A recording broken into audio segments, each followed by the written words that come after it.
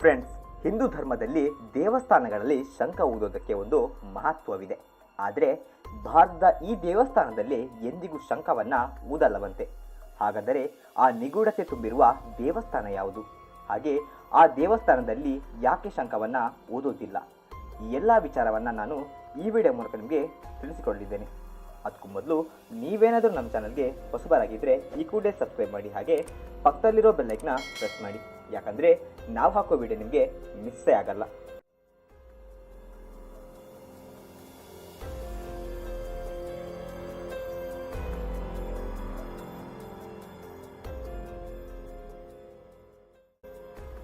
Friends, ಉತ್ತರಾಖಂಡದಲ್ಲಿ ಆದಿಗುರು ಶಂಕರಾಚಾರ್ಯರು ಸ್ಥಾಪಿಸಿರುವ ಬದ್ರಿನಾಥ ದೇವಸ್ಥಾನವಿದೆ.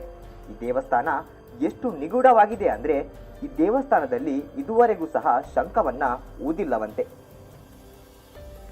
ಹಾಗೆ ದೇವಾಲಯದಲ್ಲಿ ಸಾಲಿಗ್ರಾಮದಿಂದ ಮಾಡಿದ 1 ಮೀಟರ್ ಎತ್ತರದ ಬದ್ರಿನಾರಾಯಣನ ವಿಗ್ರಹವಿದೆ.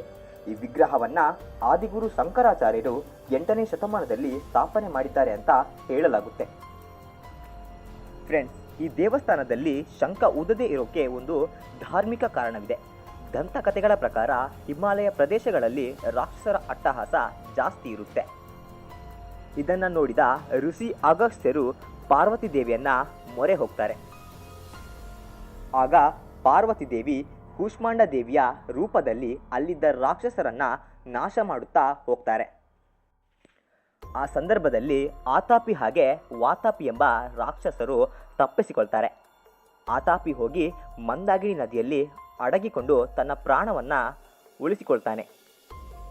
ಇನ್ನು ವಾತಾಪಿ ಬದ್ರಿನಾಥ ದೇವಸ್ಥಾನದ ಶಂಖದೊಳಗೆ ಹೋಗಿ ಸೇರಿಕೊಳ್ತಾನೆ.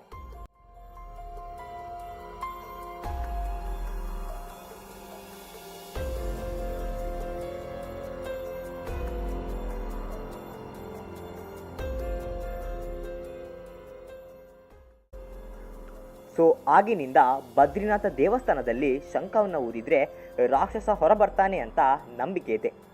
ಫ್ರೆಂಡ್ಸ್, ಈ ವಿಡಿಯೋ ನಿಮಗೆ ಇಷ್ಟ ಆದರೆ ಲೈಕ್ ಮಾಡಿ, ಶೇರ್ ಮಾಡಿ, ಹಾಗೆ ಸಬ್ಸ್ಕ್ರೈಬ್ ಮಾಡಿ. ಮುಂದಿನ ವಿಡಿಯೋದಲ್ಲಿ ಸಿಗ್ತೇನೆ. ಧನ್ಯವಾದಗಳು.